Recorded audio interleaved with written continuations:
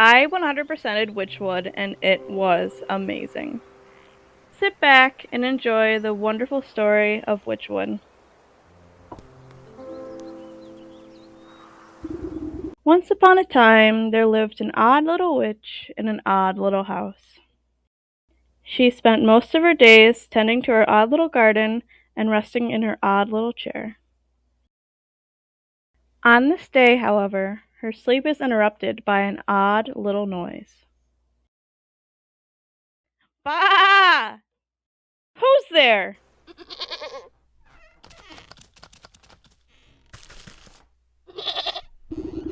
You devil! How dare you wake a young lady from her beauty sleep? Zaya! Shoo! Shoo! Get out of my house! You mindless beast! You're making a mess! With a swift kick in the rump, he boots the goat through the front door.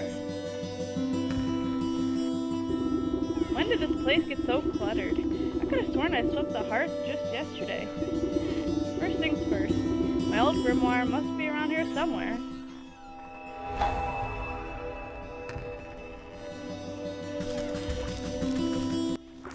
Aha! Here it is.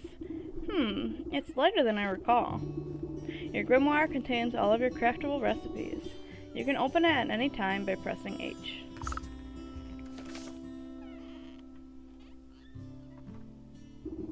All my recipes are missing!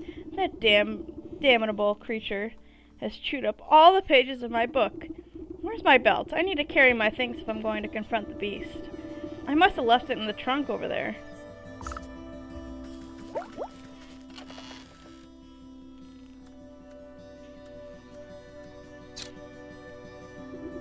Oof, my poor back. How long was I napping for? A good dose of medicine ought to soothe these aching bones before I head outside. Looks like I still have the recipe for my mending poultice.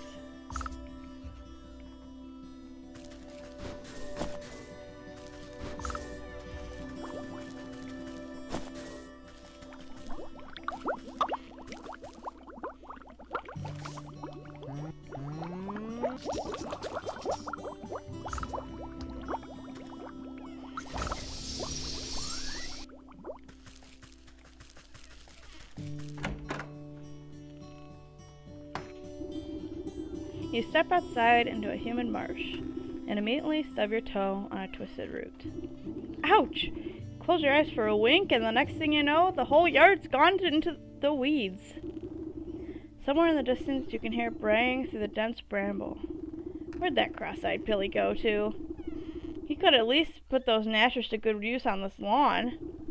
Open your map tab to get a better look at your surroundings.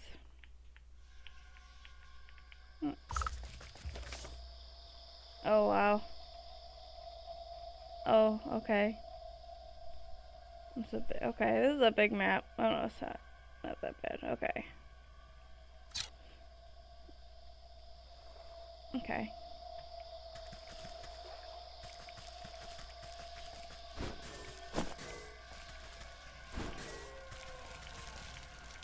Okay.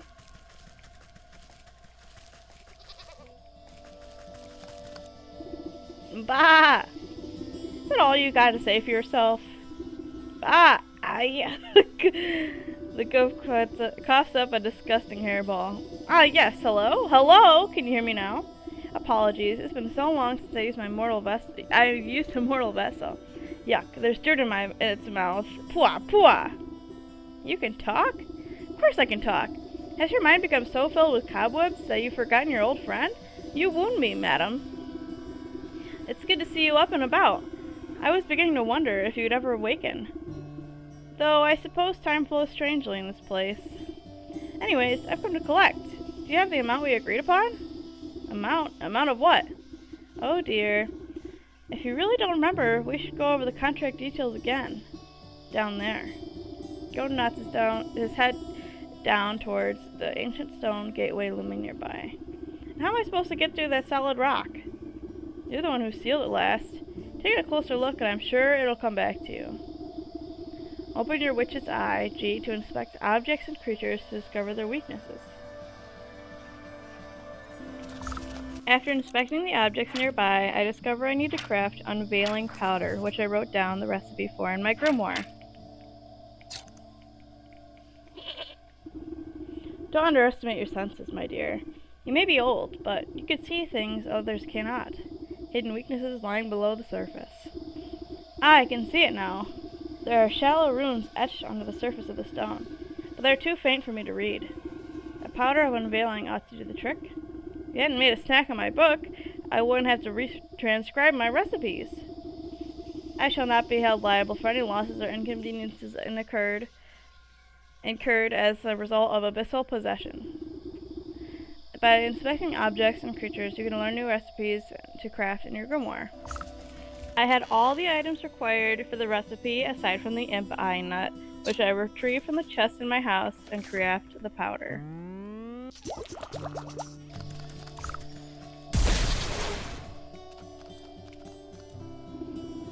You smear a handful of the glowing powder onto the runes of the doorway.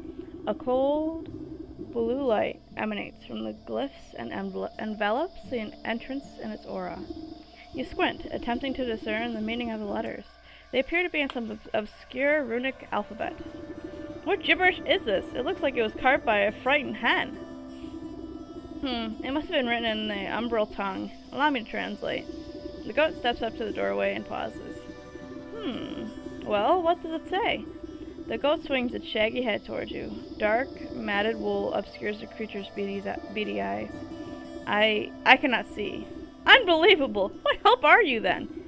I didn't come here to help. I came to collect. Now do something about this mop of hair, would you? Fine. I think I have some rusty old shears down in the garden. After my conversation with the goat, I retrieved my shears from the garden and cut the goat's bangs off. But before that, I get a little distracted. As you hack at the thick tangle of vines with your shears, the tendrils seem to double in density and threaten to swallow up the doorway no matter how hard you work. Where do you think you were going? You haven't forgotten about me again, have you? With much protesting and a nicked ear, you shear away clumps of dirty hair from the goat's eyes. Ah, much better. Oh my, were you always this grotesque? Or is my memory failing me as well? Watch your tongue, or I'll give you a good snip too. Or I'll give it a good snip too. Now, can you read the runes or not? Yes, A space beneath she sits alone. Tokens give up to the unknown. Fires of 4 shall unroot the stone. Braziers burn and await the crone. Crone? Who's calling it a crone? And what are these tokens I'm to burn? Perhaps you ought to take a closer look at those braziers.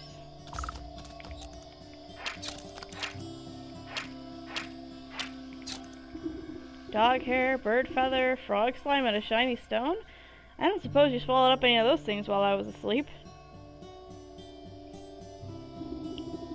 I don't think so, but feel free to sift through this creature's leavings if you want to be completely sure. However, there's a whole world outside this little swamp. You know, see that gateway over there? The one with the lovely green flame? The goat motions to the far side of your yard. I guess a brisk walk in the woods would do these creaky joints some good. Too much time indoors is bad for the humors.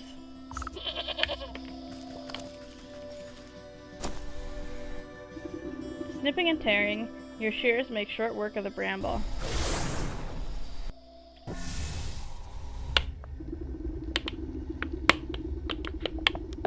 Cut your way through the rain vines and suddenly step into a cold stone daze. Time seems to flow backwards, or maybe it speeds forwards?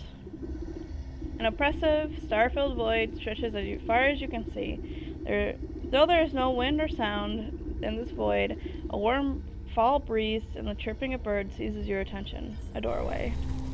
After picking up a hearth seed, I go through the mysterious doorway.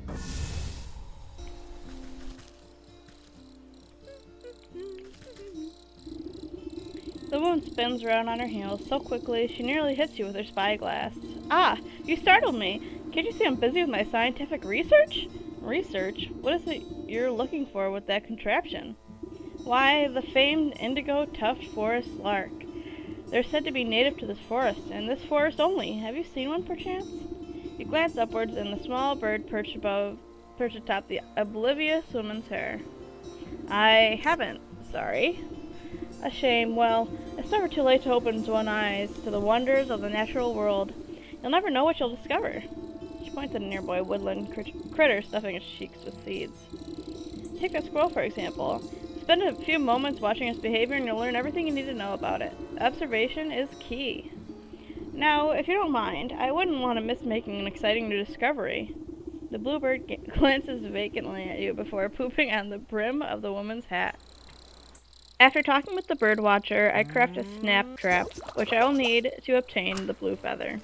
I also wasted this trap on a squirrel.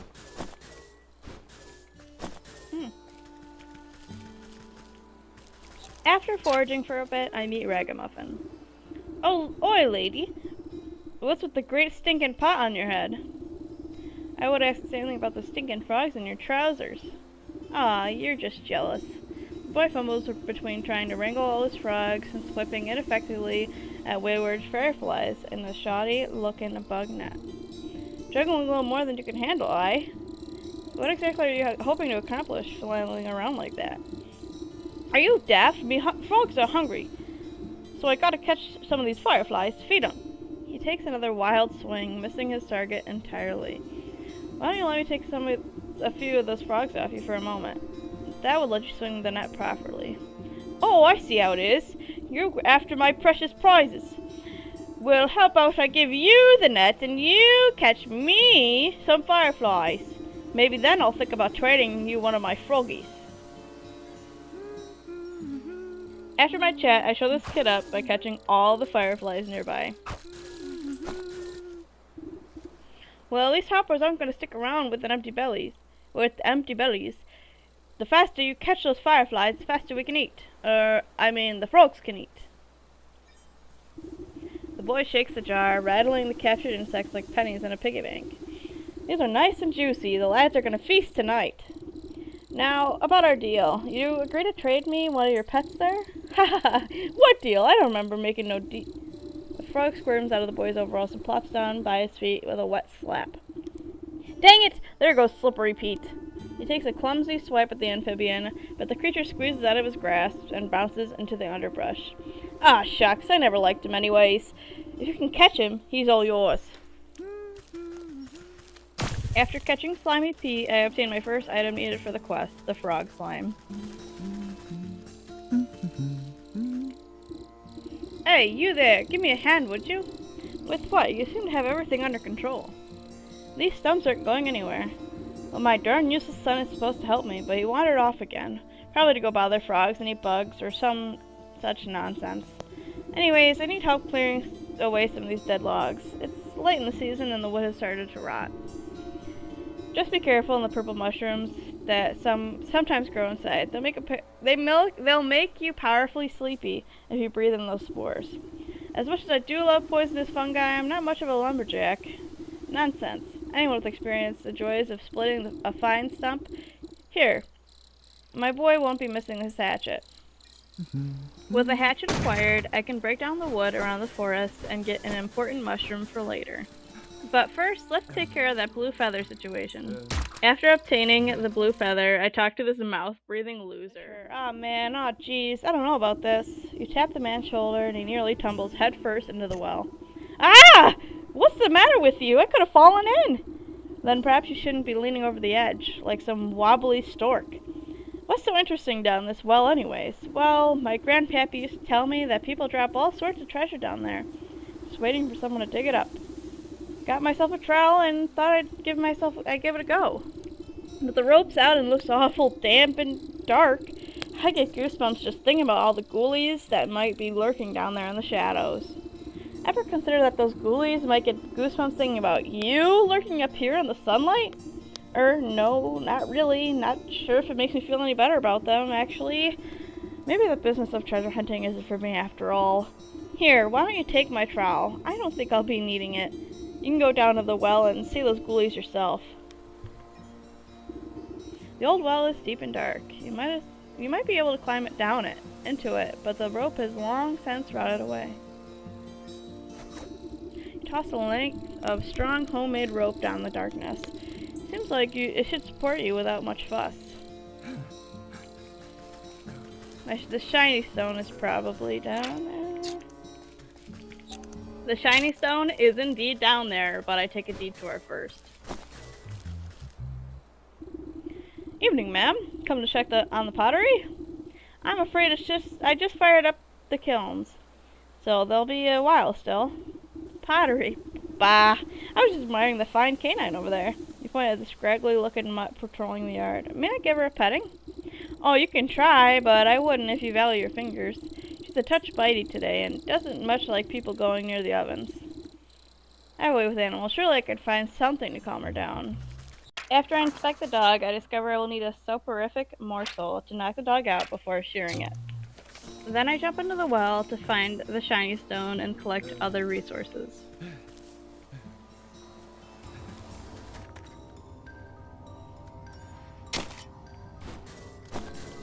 I collect the items needed for the soporific morsel and toss it at the dog and shear it once it's knocked out. I wish I could shear it multiple times, but the game only allows one shearing per morsel.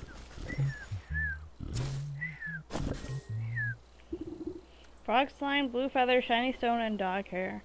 That's all I need for these braziers. I should head back home now. The brazier awaits an offering. The dog hair takes a moment to fall from your fingers, fluttering down into the basin one by one.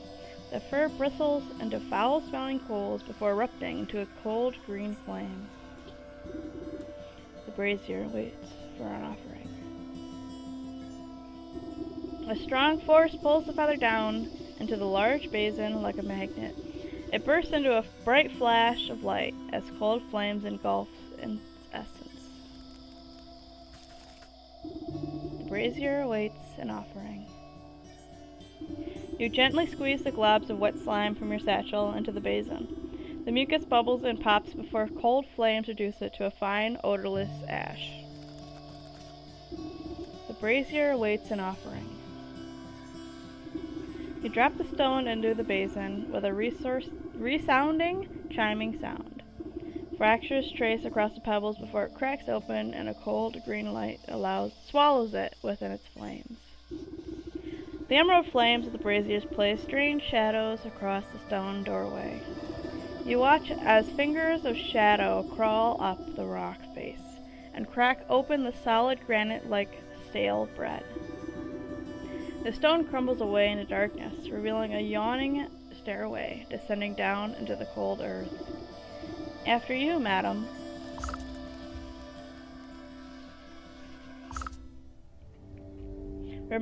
First things first, remember your contract with the goat.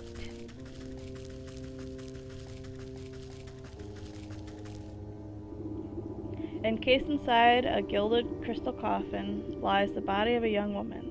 Though she sleeps in enchanted slumber, her ageless features express a deep sadness. The sound of cloven hooves echo against the marble floor as the goat comes to your side. Quite something, isn't she? Do you remember bringing her to me? Brought her to you? Why? Who is she? I haven't the faintest idea. All I know is you brought her lifeless form to my doorstep and begged me to save her soul. Save her from what? And why is she asleep? Why, from the 12 wicked souls whom you said wronged her in life. Villains who deceived her and cheated her and broke her spirit. And as we agreed, here she will sleep until her contract is fulfilled. Till you bring me those 12 wicked souls. What? I remember no such contract. Our pact is binding, regardless of what you do or do not remember. And the goat's words, you feel something hard and dark lock away in the depths of your heart. It speaks the truth.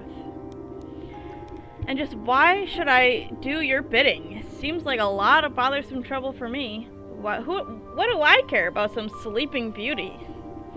Bring me the 12 souls, and I will release the sleeping maiden from her slumber. Our agreement will be fulfilled. Who knows? In time you may even remember why you brought her to me in the first place. Or you can simply return to your comfort of your little hovel, where you will waste away until the weeds grow so thick that not even your shears will be able to cut you free, and your mind will stay as empty as a grimoire of yours. But it is a big decision to make so hastily. Why don't you sleep on it? A heavy weight fills your marrow. Your eyelids flutter. barely able to stay open. What have you done to me? I can't stay awake.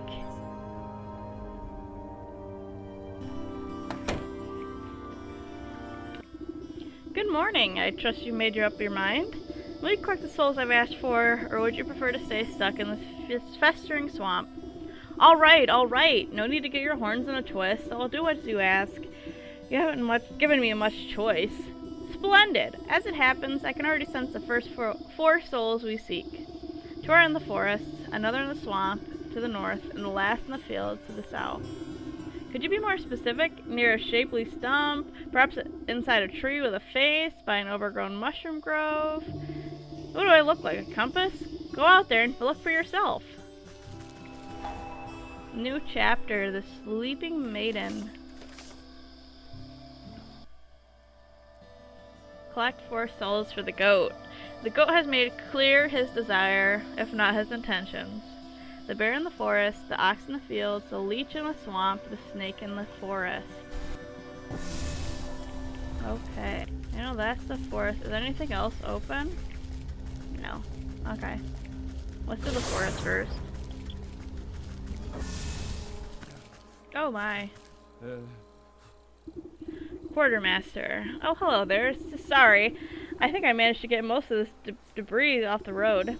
Looks like you made a fine wreck. What on earth happened to your cart? Yes, well, you see, I was sent on a very important mission by order of my captain. The bear. The bear, you say? What sort of mission? It's my job to make sure the lakeshore camp is well stocked with provisions. But most importantly, a steady supply of honey for the bear's favorite mead. I was just on my way back from the apiary with a cart full when a deer or something darted out of nowhere. Jolted my poor mule so bad that she broke her bridle and ran off. My own heart nearly leapt out of my ribcage, piled the darn cart right into the ditch, she did. Now every barrel is smashed, and I can't bring myself to report back empty-handed. The bear will have my guts for garters, I'm sure of it. The bear sounds like quite a brute. Oh, you don't know the half of it. If he doesn't get his honey mead, his heads will roll. Maybe you can lend me a hand? I can't very well put this broken cart back together. No, nothing like that. But could you take a message to the sergeant of the lakeshore camp? He's a reasonable fellow. Let him know what happened. And maybe he can get me out of this bind. You can get to the lakeshore camp if you need. If you follow the roads to the northwest of here. I need to stay with the cart and assess the damages. Oh, dear. Press tab to open your journal and review quest objectives. Track quest, display, what to do next. And with that, I started the bear quest. I'm gonna go this way because I think the ox is over here too.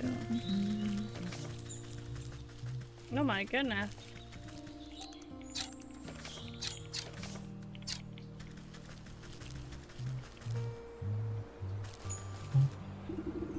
Vegetal farmer. A hefty gourd stands before you, wiping beads of dew off its bumpy forehead. He tilts the brim of his hat and greets you with what you interpret as a smile. Welcome to my farm, stranger. What brings you out here? How's it growing, farmer? Oh, you know, not so bad. Just trying my best to win the harvest competition this year. Well, you don't look to be making good progress. I'm sure you'll be a shoo-in for the blue ribbon. You would think so, wouldn't you? But every year this out fail, the sore ox takes the prize. No matter how hard I work, I can't seem to outgrow his crops. Careful now, you're beginning to sound like a sore loser. Yeah, not sore loser, I just think it's quite suspicious, you know. Last year, the ox and his family grew the largest corn cobs I've ever seen. I was only barely able to get second place because of my own little helpers. He motions to animated turnips and potatoes busy with menial farm work. But this year, his crops are larger than before, even though his family is nowhere to be seen. It doesn't make any sense to me. He's working the fields all by himself? What happened to his family? That's the fishy part. No one knows. They just disappeared one day and the ox has said nothing. That does sound suspicious. Perhaps I'll go ask him myself. Yeah, his farm is down the southwest. You can't miss it. I must go back to work. Veggies won't grow themselves, you know. And with that, I started the ox quest.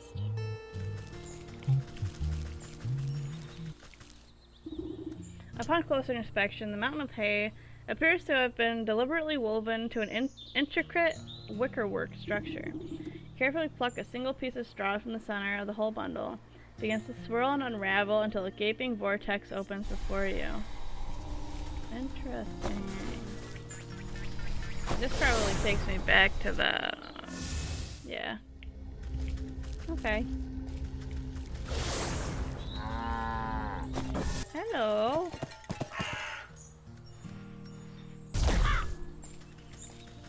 There's a gnome just hanging out. Oh my goodness.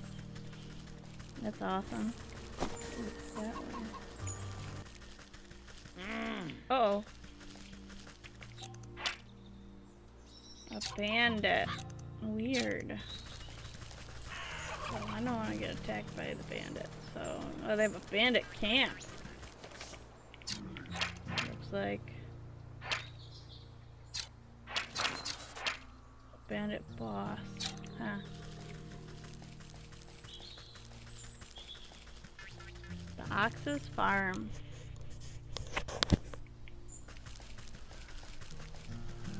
Oh, there's a doggy. Hello. Oh my gosh, that's scary. Hey, this is private property. What are you doing trespassing on my land? Why, I just came to admire the glow of your crops, Master Ox. I heard you produce the most bountiful produce on the land. Ha! Well, you heard right. I work day in and day out until my hands are raw and my back is broken. But you won't find a finer farm anywhere else. You're sure to take the first prize at the Harvest Festival again. You and your family must be so proud. The ox spits in the tilled soil. Ha! Those lazy louts never understood the pride and joy of devoting oneself to this land. What good's a family that gripes about hard labor? We'd have never won any of those competitions if it wasn't for my sacrifice. Where's your family then? I can't help but notice you're working all by yourself. As you must know, those damnable bandits out in the South Bridge stormed in the place one night and stole them away. Bandits? You don't seem very concerned about getting them back. Ha! I'm better off. For all they know, they could have been... For all I know, they could have been already ransomed off for fertilizer. But if you're so worried, why don't you go talk to those bloody brigands yourself? Now get your big nose off my field or I'll toss you into the compost heap. Alright, I gotta figure out what I'm gonna do with this bandit camp here. So, dreadful dolls. Okay. I gotta go to the swamp first. That snoot stuff. Okay. I have to go back here then. Before I head to the swamp, I head to the camp to continue the bear quest. I bet you gotta like poison the bear or something to get his soul. Maybe he signs like a binding contract with me. I don't know. Oh. Hey! Where do you think you're going? Yeah, no one but us soldiers are allowed inside the lakeshore camp. Get out of my way. I have an urgent news from your quartermaster. I need to speak to your sergeant. Urgent? Only thing that's urgent is the line for the latrine, or if the captain hasn't had his drink. That's right, Captain Bear is in a foul mood. You can't come in unless you want a good thrashing. Guard almost has to shout over the clattering din coming from inside the camp. You heard him. It's dangerous in there. Wouldn't have the heart to let a frail old granny like you near that beast. One guard turns to the other with a conspiratorial shrug. Yeah, but who are we to say that's what's good for her health? Oh yeah, you're right. We might be convinced to look the other way if we were fairly compensated. Right, fairly compensated, of course. We'd be sticking out our necks after all. Carefully press 3 heavy gold coins into the palm of the waiting guard. There, I expect you two can divide them evenly amongst yourself. Right. 1 for you and 2 for me. What? You mean 2 for me and 1 for you? I'm the one who does all the real guarding around here. You still owe me for that game of dice you lost. You cheated me! Give me those coins! Your cards fall into fisticuffs and roll into the bushes, leaving the gate to the camp wide open. As you cautiously approach, the bear drains the last of his enormous tankard and smashes it against the head of a nearby soldier, knocking the hapless man to the ground. And then I walloped him just like that. So next time I catch any cowards turning tail, I'll skewer you like a fish and leave your guts for the gulls. Suddenly, noticing that his drink has gone dry, the bear bellows to the skies. More mead, you yellow-bellied worms! More drink! Bring me my delicious honey mead! The soldier takes cover nearby to exchange nervous glances to each other, none wanting to confront the bear. There's no more honey mead. The bear wipes a strand of drool from his sagging lips, and his bleary eyes slowly focus on you. A mocking smirk splits his face as he waves at you with his great spiked mace. Say, now that's a funny-looking helmet, soldier. I ever tell you the time I crushed the bucket-headed barbarians in the western mountains?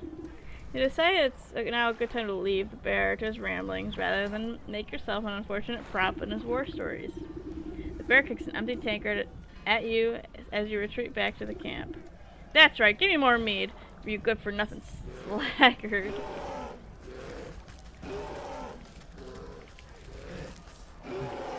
Take cover! This guy, maybe? Yeah. Sergeant. The frenetic-looking officer shouts hurried orders at whoever will listen, but most of the camp soldiers are busy cowering or knocked out cold. Man the gates! You over there! Secure the perimeter! We just need to hold out a little longer, sir. We're running out of meat. We're running out of men! Where's that damn shipment of honey? You step over the unconscious footman to address the man in charge. Might be able to answer that question. Who let this old bat into the camp? Found your quartermaster. He's having a bit of cart trouble on the road. I'm afraid your shipment isn't going to get here anytime soon. What? Oh, curse my rusty breeches. Without that honey and other supplies, we can't make the honey mead. The bear's gonna flatten the whole camp if he finds out. The camp looks half flattened already. What's all this ruckus about? Well, the bear is the greatest warrior there ever was, which is grand and all, but when we're fighting the enemy, but once we set up a camp, he likes to use us poor sods as playthings to reenact his conquests. And the only thing the bear loves as much as fighting is drinking. Guzzles up so much honey mead, we have to brew it right here in the camp just to keep up. Points to a squat-looking device tucked underneath some tents, a portable brewery. Without the shipment of ingredients, I don't see how we can ever calm the bear down. He'll smash us all into paste before the sun sets. Let me take a look at the brewery of yours. If the bear is so in love with brawling and boozing, then perhaps it's about time he receives a dose of his own medicine. You inspect the brass contraption, a tank here, a hopper the bitter smell of alcohol is infused with the well-worn metal. Despite the needless complicated dials and tubing, at the end of the day, the brewery is really just a fancy cauldron. This seems simple enough. I should be able to concoct just a potion for your troubles. The rattled sergeant shrugs his shoulders at you. Sure, if you think it'll help, but you'll need to fuel the darn thing first. Our supplies are a mess. You have to figure it out on your own. You open up the brewery and inspect its complicated in your innards. Okay, so I need that. You open the brewery, seems complicated. So I need 5 jars of water and a cinder box. I can make a cinder box, I think. Yeah. Perfect. What the heck is this? Rodent lard. Oh, okay, I had one of those. That's good. We're gonna make one. I need 4 of these, but I don't have enough clay. Yeah. Dang it. Okay. Well, I'm gonna drop the cinder box down. With the heat of a cinder box, you set the stove chamber to of the brewery alight. It will be Bring the tank to a rolling boil. I need 5 jars of water.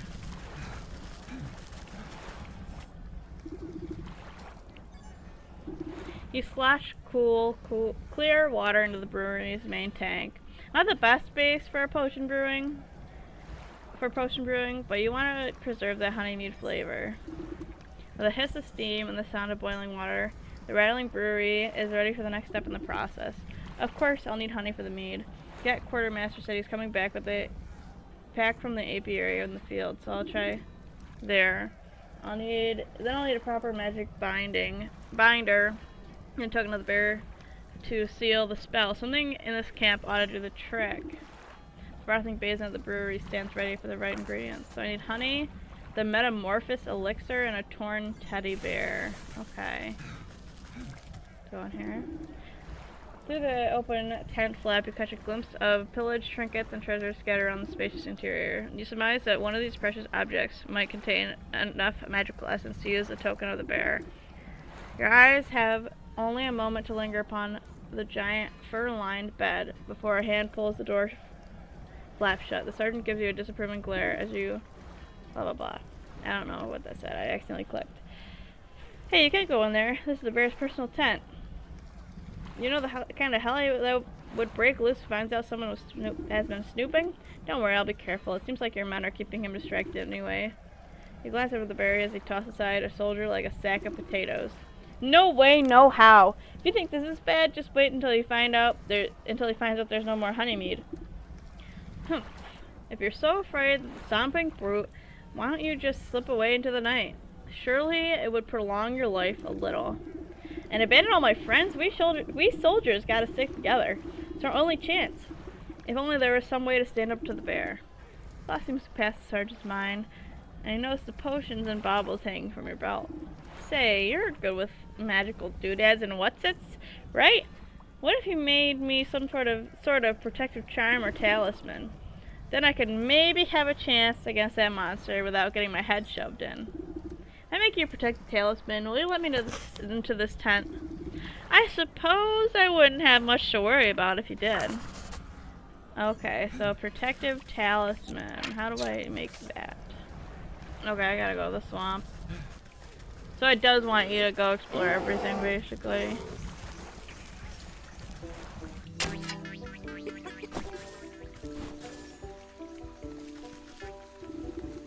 Who's there? My eyes have gone milky. Please, come a little closer, sister. I don't believe we've met before. Why do you call me sister? I don't need sight to see someone who's also aligned to dark contract. The woman looks blindly through you, though you can sense her focus. Contract? So you've had dealings with that damnable goat too? What sort of pact did he rope you into? Oh, you know how it is. I was young, and he weren't no goat when I met him. We used to dance naked under the blood moon and raise the dead to frighten dull country folk. Ah, but it's ancient history now. Old age comes for us all, and eventually you've got to hang up the sacrificial dagger and settle down into the comforts of retirement. I know the feeling. I miss my cozy chair and little fireplace. Seems like a fine spot you've got here. Well, it's not old Poises and Pumpernickel. She clutches worriedly at the moth-eaten blanket in her lap. What's rattled your bones? Maybe I can help? It's my dear old husband. Handsome chap, although a bit clumsy. He had a tumble trying to weed out some swamp traps from the yard. Awful things like to snap at your toes when you're not looking. Anyways, he twisted his ankle pretty bad and went off to the sick house to have a look at it. But that's been a few days ago. He should have been back by now. And these legs haven't worked right in decades, and so I can't even go up to check on him.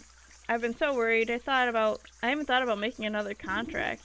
Don't you dare. You just wait here. I'll go and find him and see what the bother is. Thank you, sister. The sick house is down the road to the west. Be careful of the critters along the way. They've got a taste for blood.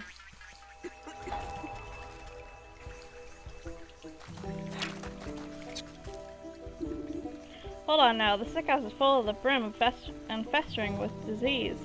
Don't you know there's a deadly plague going around? A plague, you say? This is the first I've heard of it. Oh, it's terrible. It affects the young and old, the healthy and infirm alike. We're so swamped with patients I can barely catch my breath.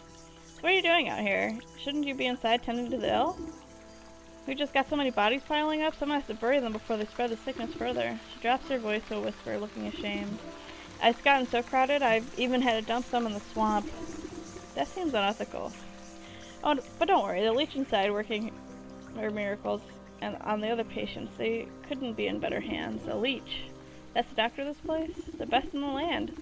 I don't dare think about how much worse it would be without her skills. I need to speak to her. I'm checking up on somebody who came through here. Sorry, I could not, in good conscience, allow a person of your, years to enter in such an infectious space without a proper inoculation. Oh, I skipped it, sorry. Bah, what a simple booster shot made for him anyways. There's plenty of medical ingredients right here in the swamp. I'll go find them myself. Well, it's a pretty basic prescription. If you give me the components, I'll be able to mix and administer it. Then you can go inside. I'll need 3 milligrams of bug ichor extract, 5 grams of toxic thistle powder, and some lazy grass to numb the pain.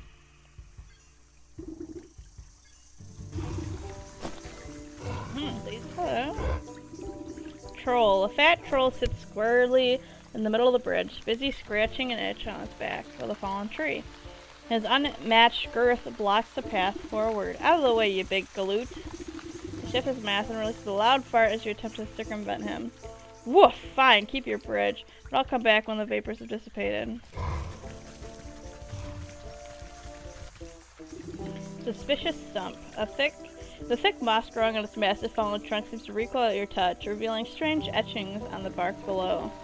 Slowly a spark of swirling energy seeps forward from the waterlogged wood until an ethereal doorway opens before you.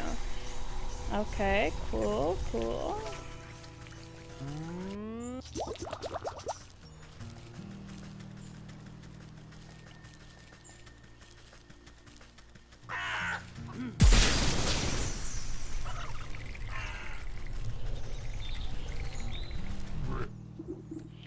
Ah, sly old fox, how'd you manage to get your creaky bones past me grunts?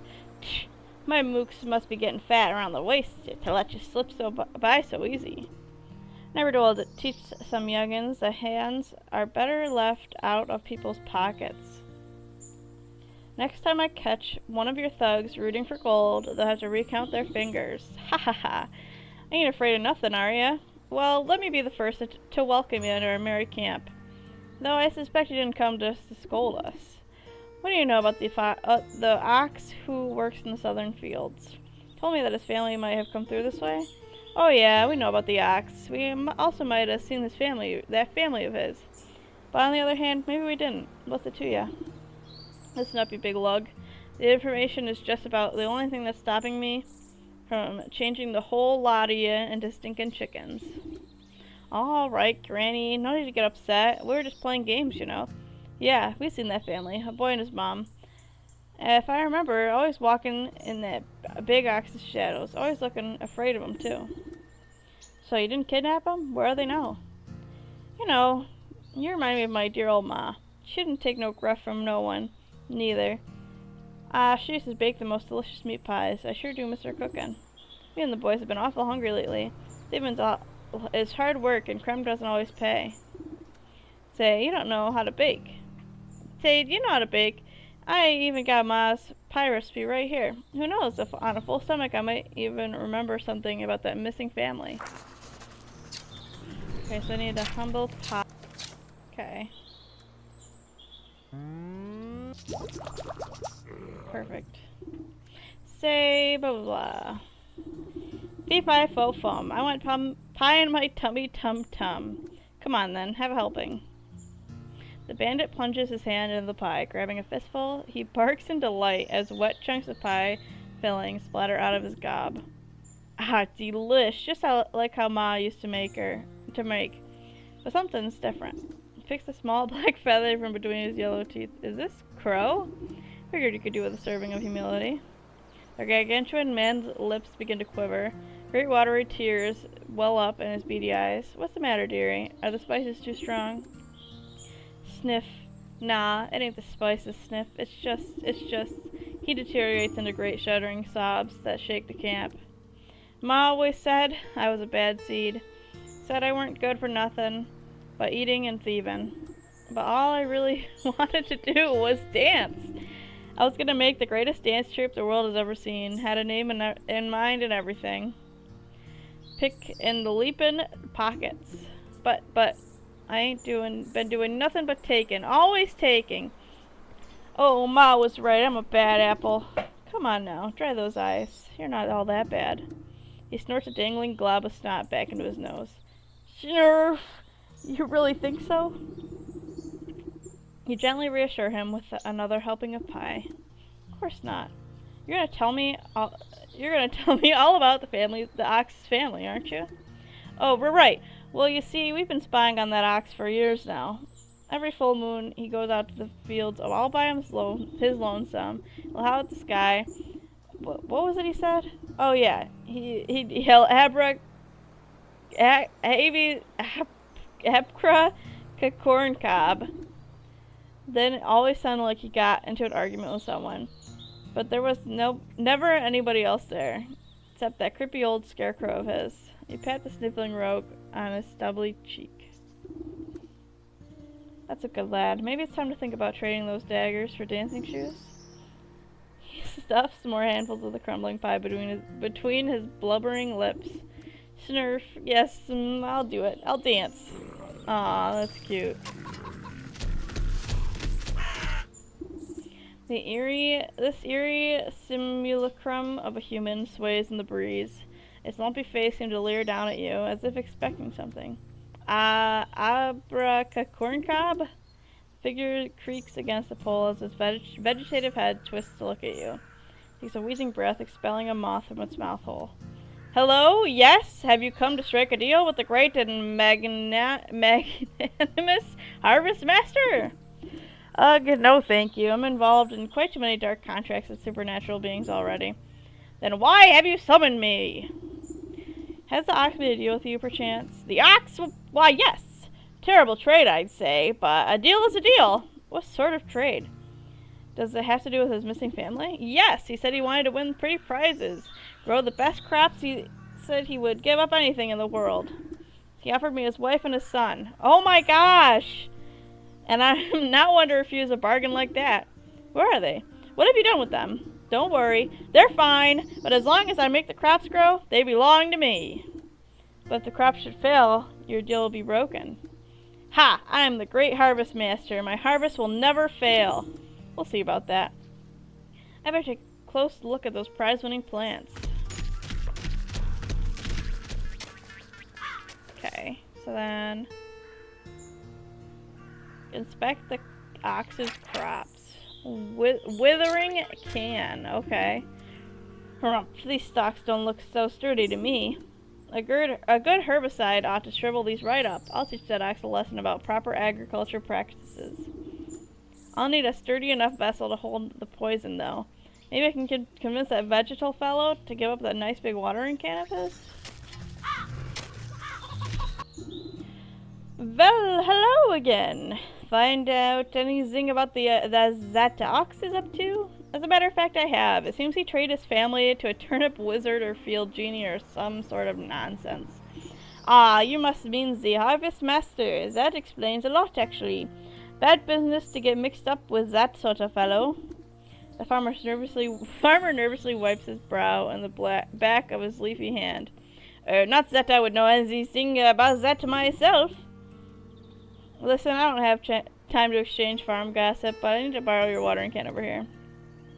Ah, I'd be happy to lend it to you, but unfortunately, I still need to grow my prize-winning vegetable. Glanced down at the fat head of cabbage bobbing gently across a blanket of big, swaddling leaves.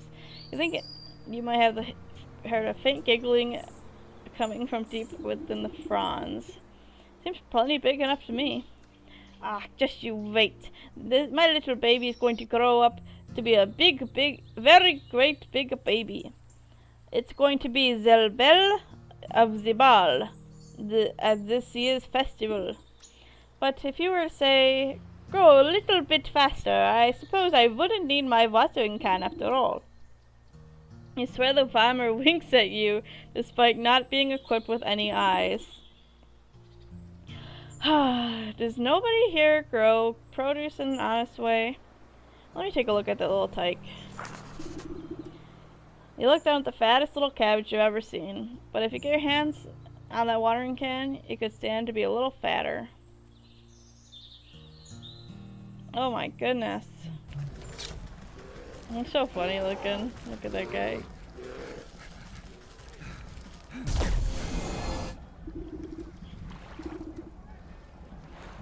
I accidentally used it. Oops. Here, this ought to shield you from harm for a time. He grins nervously as he puts the charm around its neck, and then he clobbers himself in the face with his own fist. Well, wow, you weren't kidding, haha. Though that's nowhere near the kind of punishment this bear can dish out. I better find some more stuff to test that out with. Then I'll give that bear a piece of my mind. He stumbles off to the camp to find other objects to try against his newfound protection, leaving the bear's tent unattended.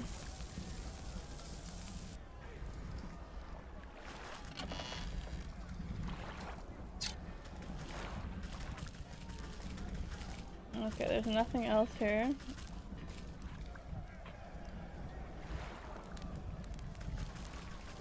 Okay. Where's this here? Okay. The frothing basin of the brewery stands ready for the right ingredients. So I have the torn teddy bear. And then I need honey. Oh goodness, what happened? Weeping maiden. You approach a young woman weeping sorrowfully into her palms. She catches her breath for a moment and looks out longingly over the placid lake.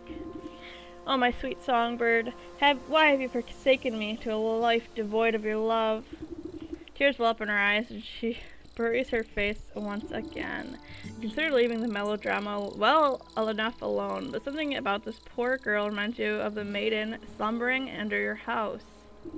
You draw out the tattered handkerchief and offer it to the maiden.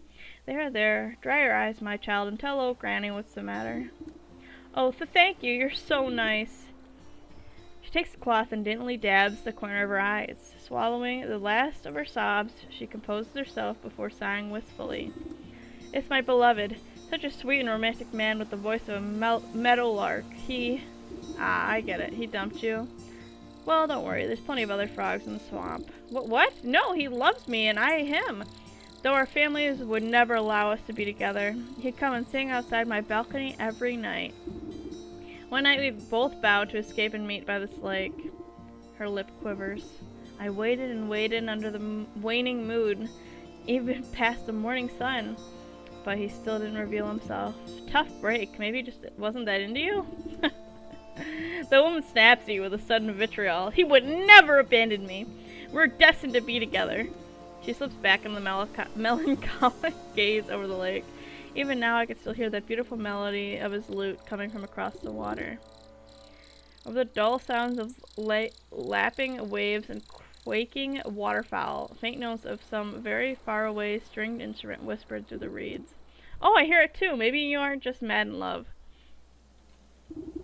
It's coming from somewhere in the middle of the lake. He's out there somewhere. I just know it. She crumples into another dramatic bout of inconsolable tears. Now, I'm sure it's just some echo bouncing off the shore. I'll go find where this tardy bard of yours has run off to. Oh, this is the snake. Oh, goodness. Is it like an Adam and Eve type situation? Or am I... It's like, Romeo and Juliet, definitely. But... interesting. The lakeside. The music seems strongest on the shore, but even here you can't quite place the sources. It seems to be emanating from the half-sunken ruin pouring from the lake's waters.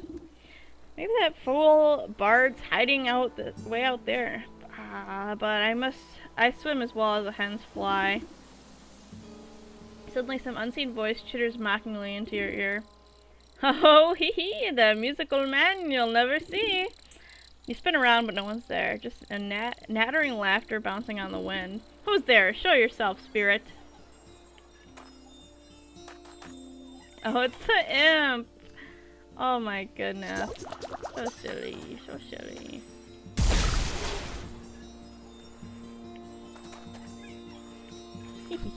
So cute. You snap your hand around the elusive creature and squeeze. Ah, let me go, you knobbly pot! You're crushing the life out of me! You trifling little pest, what do you know about this music? Music? What music? All I hear is the slapping waves and the peeping birdies. Your wrinkly old ears must be full of bugs. Don't you play smart with me? I'll pop your head like a daisy. Ooh, you mean that music? It's the sound of the snakes traveling circus. I thought everyone knew that. Oh, I missed it. Circus something. Give the wretched spirit a good shake, and a shower of glittering dust sheds off its wings. Tell me how to cross the lake, or I'll make a necklace out of your teeth. Ack! Only fey folk can show the way. Dirty fairies built a bridge. Keep all your big folk out unless the snake invites them in. You're a fairy, aren't you? Where's this bridge? Ha! We're a pixie! Not one of those flamby-pamby mushroom herders. Besides, the bridge is invisible to big stompers like you. The creature peers over to the shoulder and waves his tiny arms. Oh look, there's a fairy now. Why don't you ask her? You turn to look, but the moment of your distraction, the pixie sinks its sharp teeth into your finger. Ouch, you sneaky little blighter! Springing free from your grasp, the slippery monster chitters a laugh and vanishes in a cloud of smoke. You look down at the dust-covered hand. Fairy or not, the bridge must be around here somewhere. Probably something to do with this. Lakeside basin, pushing aside thrushes of cattails, you find a strangely carved pedestal. It might be mistaken for a bird bath if you didn't know any better. As you run your finger around the edge of the bowl, the remaining pixie dust on your hands flakes off as if drawn by an invisible force. Crude pictographs to appear on the surface of the basin. They depict a coil snake presiding at the center of some kind of festival. Directions on how to reveal the big bridge are carved on the outside. You see symbols resembling fey dust, dancing fireflies, and bird feathers. Okay, so I have fairy dust. I need fireflies and blue feathers. That's not hard at all. The fireflies, and then the blue feather. Place into the basin the feather arranges themselves into the perfect triangular symmetry. The basin begins to glow a soft yellow as the fireflies rise from the muck within. They begin to dance up and down, drawing circles up high and above the bowl. Glitter rains gently down, shimmering as it catches rays of sunlight. Slowly the particles trace the form of a bridge, leading from the edge of the water to the center of the lake. You tentatively test the strength of the spectral walkway, and find that it's as strong as if it was made out of solid stone.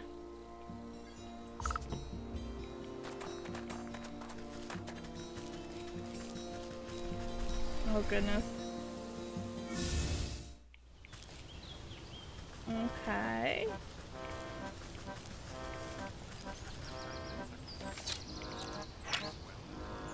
Got a 1,000-yard stare. She's got an odd glassy look in her eyes. Uh-oh.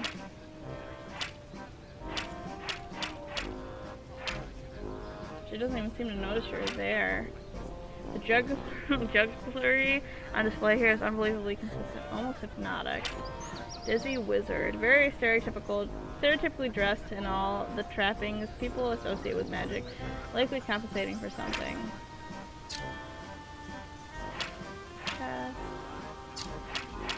They're all underneath the spell.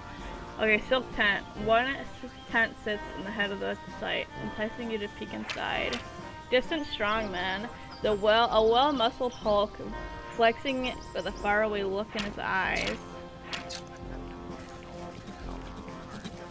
The snake would like to meet you. Well, I don't want to meet the snake. It sounds scary. Be in some kind of trance. They all are in a trance.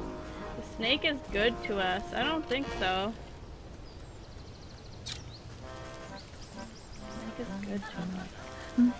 People really like these parlor tricks, and then this guy, almost hypnotic emotion. Oh, you know what? That's probably the bard guy. Maybe not. I don't know.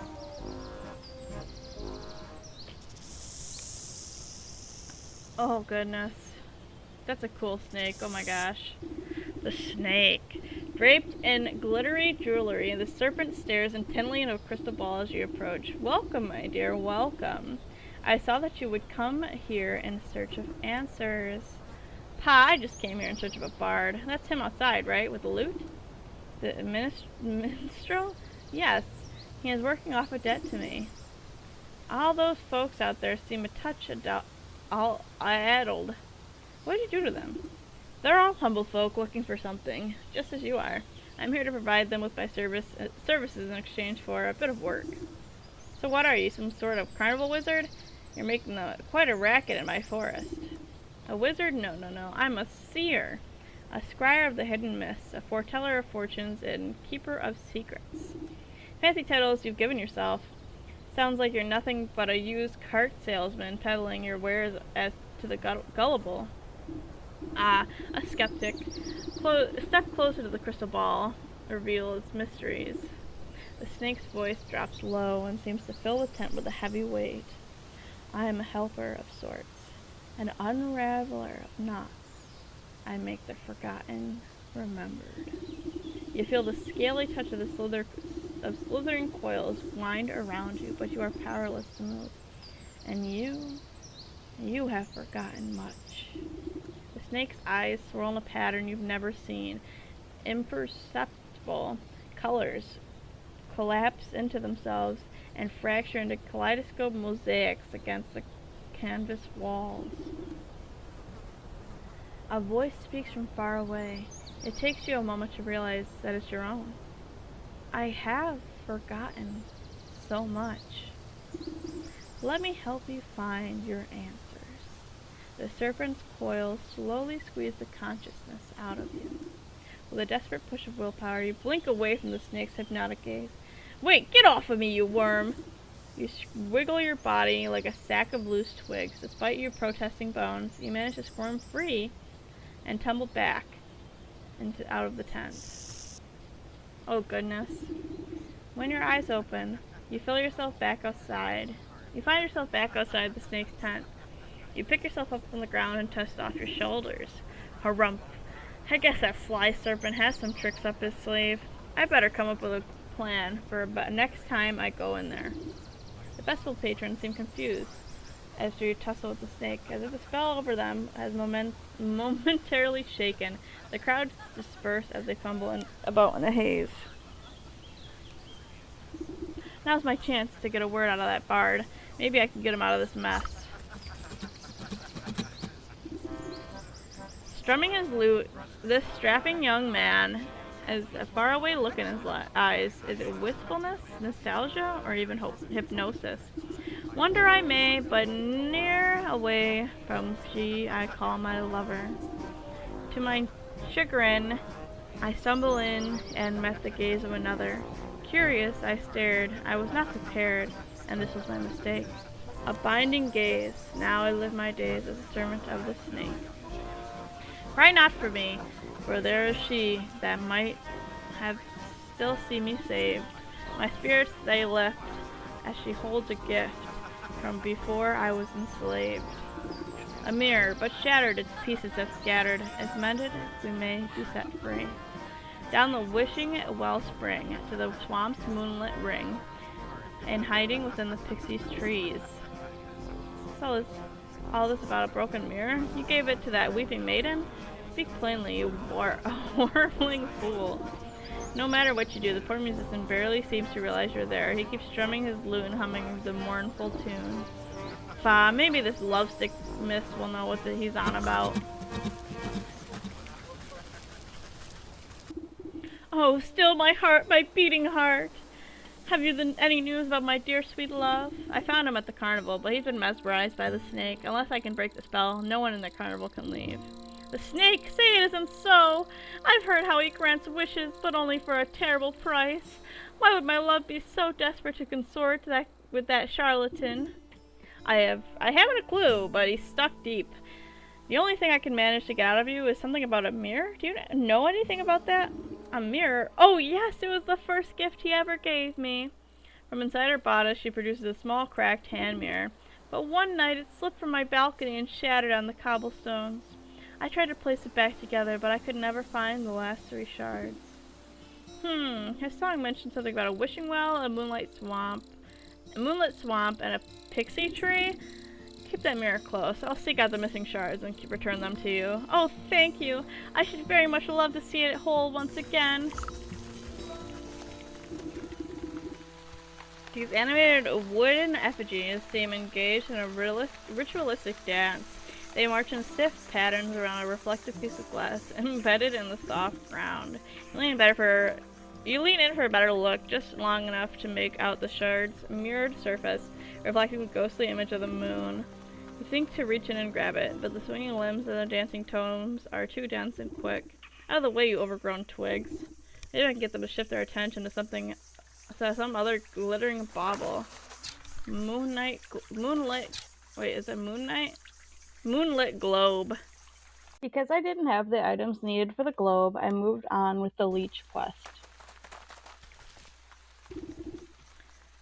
I have the toxic thistle. You snap a few spiny thistles and pass them to the nurse. She is careful not to prick herself on the sharp ends. And then I have the lazy grass. The nurse takes these dried grasses you have been so careful to keep intact and immediately crushes them into a powder. The nurse nods at you, gathering all the ingredients into a small hand-sized mortar. You hold your breath and she smashes everything into a slimy, stinky liquid. Not the most pleasant stuff, but I can assure you it beats growing lumps where no lumps should be. Speak for yourself. One can never have enough lumps. That's awesome. The nurse shrugs at you, sucking up the bubbling mixture into an oversized syringe. She gestures for you to hold out your arm. After stabbing into your flesh several times, she fails to find any veins at the point of the needle. Sorry, I seem to have a strange physiology. Bah, give it to me, I'll do it. You seize the injector and jab it into your arm without further fuss. A cool sensation climbs into your fingertips. You doubt the medicine will have any effect, but at least it should make the nurse happy. Stop chewing on that. Come here. Jum, you silly kitty.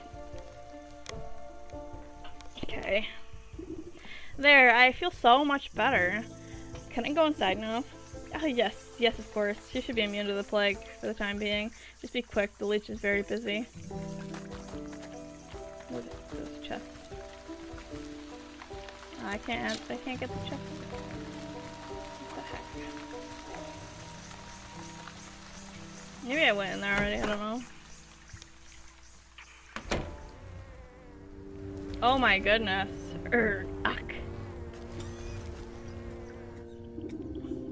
The doctor slithers from one patient to the other, checking off little boxes on a clipboard. From under her wide-brimmed hat, she appears to notice you enter, but pays you no mind. You must be the leech. I was hoping you could find me one of your patients. Do you have the symptoms? Crackling of bones, oozing eyes, skin rot, perhaps a yellow liver? Let's get you examined. This leech extends her toothy snout, prodding at your body and searching for some hidden malignancy. Slap her away with a swift palm. If your sickness you're looking for, you won't find it on me. My dear, we are all sick with something, whether it's a broken heart or an arm. We all suffer in one way or another. You peer through the tightly wrapped garments and see a deep darkness underneath. Despite the warmth in her words, there is a sense of hunger and urgency in her tone. I'm here to heal, to mend, to put all your troubles at ease. Now tell me, what ails you? I told you already, I'm in perfect health. I'm here to find someone, a man who came through here with a sprained ankle. Have the patients who come in here have a twisted this or a broken that before the pox sets in. That is. Can you be more specific? What does he look like? Oh, I'm not sure. Well then, how do you expect me to help you? Come back to me when you know what you're looking for. Maybe you're able to identify the missing husband?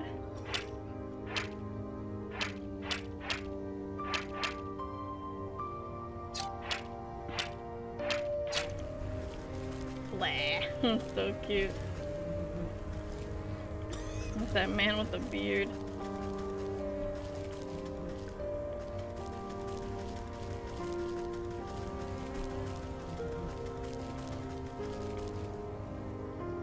husband? Yeah, he had a darker complexion than me. Okay. Oh, dark hair, dark eyes. Oh, this guy? Patient just stares into the distance, silent. No.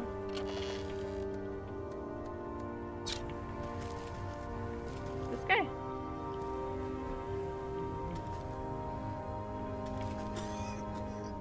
Just the beardy guy you're looking for. Beard, beard, beard. This guy? What? Where's the beard? Nobody here has a beard! This guy? No.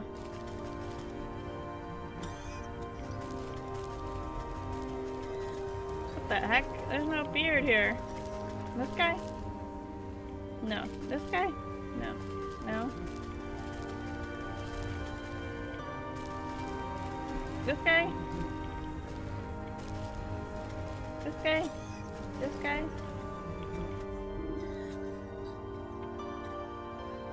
Shorter than most. More than that. Darkened features. Narrow it down. Give me something else. He wore a full beard. Yes. I remember that poor man now. He came in with a swollen ankle. But on his journey throughout the swamp, he must have contracted the plague.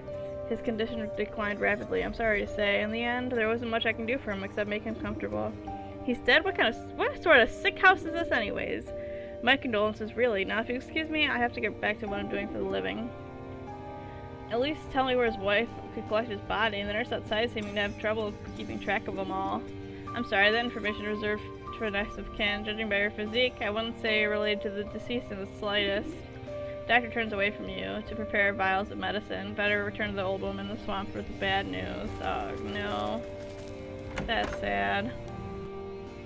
He was an elderly man, though, I'm sure. You have news of my husband? He should have been back from the scouts by now. He bowed your head in condolence. I'm sorry to say that your husband has passed away. The leech said he fell ill with the plague. Rather than grief, an expression of mild annoyance crosses the woman's face. Oh, what a nuisance. You don't seem that upset by the news. Well, he was getting on in years. It was bound to happen sooner or later. I just didn't think it would be from some measly plague of all things. So, where is that fool now? I'm not sure, the leech wouldn't tell me, but our sister mentioned having to dispose the dead outside of the swamp. Brimstone and Bandersnatch. I know I'm already in your debt, sister, but can I ask you another favor? I suppose I've already stuck my foot in this mess. What is it? There's an old circle of power just west of here. It served me well in my younger years. I expect it still has some juice left. I just needed you to dust it off and fire it up again. I'd go do it myself, but the times I get there, my poor husband's body would already be reduced to worm farts. What am I supposed to do with a circle? You're a knowledgeable lass. The engravings on the obelisk should explain the rest. Oh, these! I remember these, okay.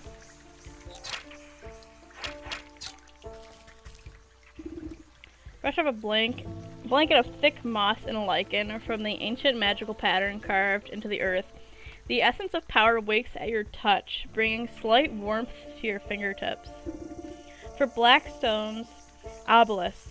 4 black stone obelisks around the ritual spot. You need to scrape off more overgrown decay to read the runic lettering engraved on the surfaces. The eastern obelisk yearns for the tooth of a dragon. You haven't seen any real dragons in years, but who knows what's out in the swamp. Yeah, so the drake. He needs apothecary humors. This one needs necromantic charm. And then a death certificate. The shadowy doctor prowls amongst the cots, eyeing the weakest patients with a dark hunger. She snaps a quivering tentacle at you as you approach. Now step closer. Who knows what sort of disgusting maladies you might be carrying. Yes, I'm pox-ridden wretch. I know, but I need a death certificate from you. Specifically the one of the short-bearded man I spoke about. His wife is in no condition to roll her chair through the swamp, so she asked me to collect it for her. I don't simply give out death certificates to anyone claiming to be someone's aunt, grandmother, or friend. This is a legitimate operation. She turns her head back to you and rummages through a nearby medical closet. Now, where has this serum got to? Don't tell me we're out already. What's the matter? Out of stock? It's a shame. You don't have the time to go out yourself. She tenses at your continued presence. What are you getting at? Medicine for that death certificate. I think that's fair trade, don't you think? You would barter with people's lives when people's lives are on the line? Fine. You'll have your paperwork, you filthy degenerate.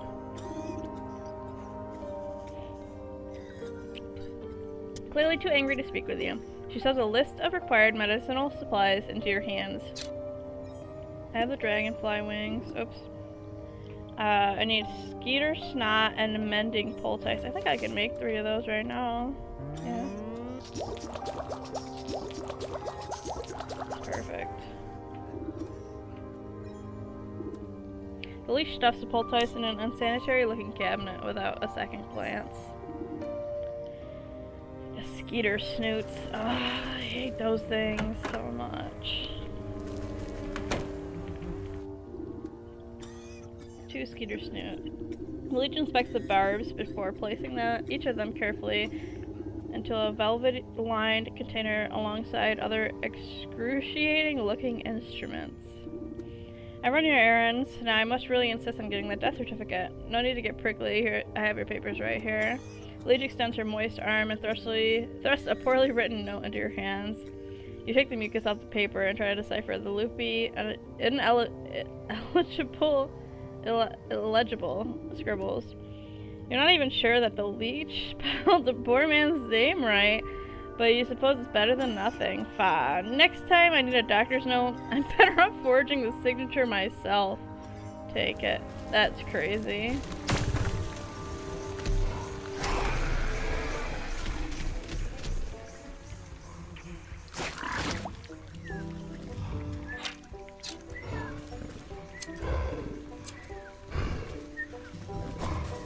The tooth. Each certain obelisk yearns for the tooth of a dragon. You haven't seen any real dragons in years, but who knows what's out in the swamp. Drake Fang.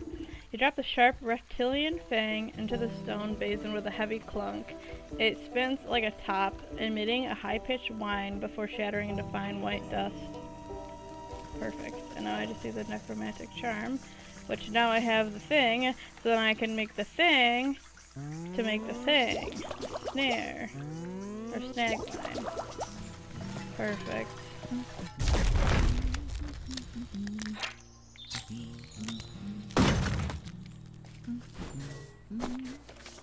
I can make the necromantic charm. Right. I'm done with the literally right here. Okay. Necromantic charm. You place a token of undeath in the basin. It flutters like a candle for a moment before the shadowy umbra of the obelisk snuffs it out. With the final offering accepted, the obelisks surround the circle and begin to hum. You can hear a strange melody playing through their discordant tones.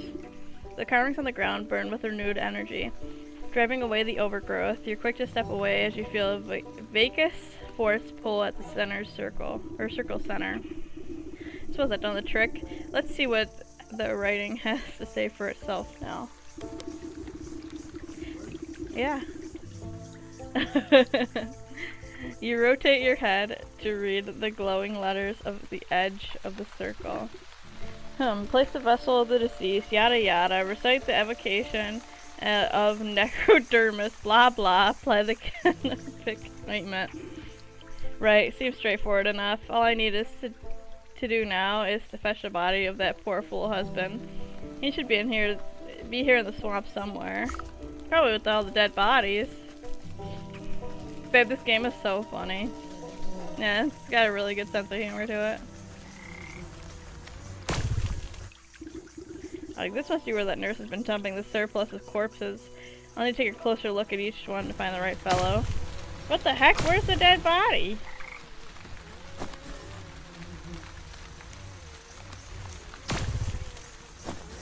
None of these are him? No? No, it's not that one. Not that one. This one isn't the right one. Where on earth is that stinking body? You'd think I'd be able to find him among the dead here. Watch a particularly bloated bloated fly land on a rotting hand poking out of the muck. Its disgusting proboscis probes at the withering flesh. Two globular red eyes slowly unglue themselves and swivel to boggle at the insect. A huge slime-covered tongue lashes out and pulls the hapless fly into a gaping, toothless maw along with most of the sunken corpses. Oh, that's awesome. Well, I suppose that explains where my misplaced man went.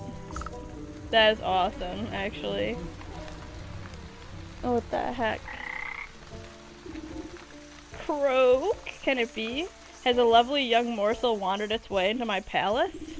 You call this filthy bog a palace? He throws his head back, shaking the swamp with burbling laughter. Smaller frogs and newts scurry out of the way to avoid being crushed by his enormous bulk. Har har har, wouldn't you? This place is a veritable bounty of insects. And my subjects have such healthy appetites, so they will all grow big and strong. I'd eat you too, but that head of yours looks much too hard. I prefer my food burp to be nice and tender. Look, you wouldn't perchance have seen an old man pass through here, have you? About yay high, full beard, deadish. The frog taps his fingers along the log, grinning an impossibly large grin. Oh yes, I do believe I have seen that chap. He had such delectable aroma, and fall off the bone ribs. But I'm sorry to say that once something goes down the hatch, it'll never see the light of day again. We'll see about that. I'm sure I can come up with some just desserts for you. The frog rolls his eyes around and around as it's daring you to try to say something. Oh, digestive tablets. I gotta make 2 of those things? What the freak? Okay, you definitely have something to do with this. Right? Yes. You pick up the hem of the skirt of this ankle-deep well water and duck down to inspect the small, damp cave. A pale shape quickly retreats farther into the dark space. You hear a labored breath and some pathetic thing, frightened and alone. Hello there, don't worry, I won't hurt you. Bloodshot red eyes nervously stare up at you. The creature gazes longingly at the light of the world above, while simultaneously cowering from it. Poor dear, what are you doing down in this hole? I bet you're hungry, aren't you? 2 thin, malnourished arms twist out from the crevice. One hand tightly clutches a shard of glass, while the other reaches out to you, begging for food. A roast beef. I can make that easy. No, I can't. Dang it. I lied. Okay. Creature uncurls its bony fingers for your offering. Roast beef. The creature snatches up the meat so quickly that you nearly lose a finger. It scurries back to its little crevice, and you hear a satisfied munching from within. You take the shard. Perfect. Creature uncurls its bony fingers for your offering. Roast beef. The creature snatches up the meat so quickly that you nearly lose a finger. It scurries back to its little crevice, and you hear a satisfied munching from within. You take the shard. Perfect. Okay. The frog rolls his eyes around and around it as if daring you to try something. Digestive tablets. You wrap a juicy-looking grub around the medicinal tablets and offer it up to the Frog King. Your Majesty, I really must find the whereabouts of that gentleman. Perhaps this small tribute will persuade you to loosen your tongue? The frog gulps down the tantalizing meal without a thought. Ah, a delectable gift. Thank you, my pretty. Now, I already told you where. His nostrils flare for a moment. Then he sneezes, sending specks of wet mucus flying. This frog's throat suddenly expands, filling with gas. The belch that erupts from his lips resonates so loudly that the entire swamp ceases with its buzzing. You avert your eyes, but the noise and the smell of the frog's explosive eruption almost knock you off your feet. Great Glinda's ghost, what a stench! The frog wobbles on its legs, looking thoroughly empty. He teeters before rolling his huge body back into the swamp with a thunderous splash. You spot the slippery body of the husband floating in the bog water. Luckily, he seems to be missing some bits and pieces, so he should fold up quite nicely. Stuff him in your satchel. Oh my gosh, that's crazy. We got body, let's bring it back. The circle of power is ready and waiting for its necromantic purpose. The corpse. With considerable effort, you unfold the husband's decaying body from your satchel and wrap it down into the middle of the circle. Invisible shackles wrap around the corpse's limbs and pull it spread eagle against the ground. Strange mists rise from the obelisk, casting everything in a sickening green light. Slowly but surely, the corpse begins to levitate off the ground. It rotates to face each obelisk one by one. Oh, get on with it. I haven't got all day. Give the rotting head a good kick as it passes by you. With a gasp of Statler, the body drops to the ground. Suddenly it bolts upright. Gah. Oh gosh. Well, hello there. Yeah. You caused me a lot of trouble, you know that? Their main reanimated corpse claws at its throat. Oh, sorry, wait a moment. Near your feet, you see disembodied tongue flopping around on the ground like a worm. You scoop it up and quickly toss it in the man's gaping mouth. Blech. Slowly he moves his jaw. His lurching voice seems to emanate from some place beyond. Murderer! What? I am not. You were quite dead when I found you. No, Leech murdered me! Oh gosh. He clutches the hollow chest as if trying to feel his heart beating. Gave me plague, drained my blood. Leech murdered others. He swings a limp arm around towards the body-filled bog. I knew it was something awful stink about that sick house. What sort of doctor infects their own patients? Check her office. Find proof. Don't you worry. I'll make sure that parasite gets what's coming to her. We should head home. Your wife is worried half to death about you. He turns and looks longingly over his shoulder. You can hear his vertebrae popping. Yes, I late. As he shambles through the choking mist, he gives you a crooked nod of thanks. I want to see if he's over there. That'd be fun.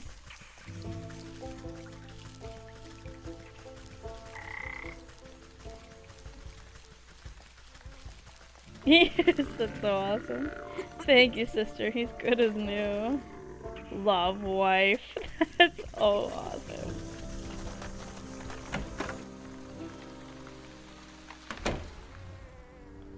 Okay.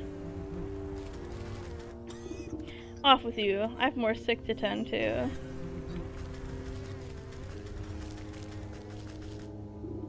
Leech's office. While the Leech is busy with her patients, you rifle through the contents of the various cabinets in her office.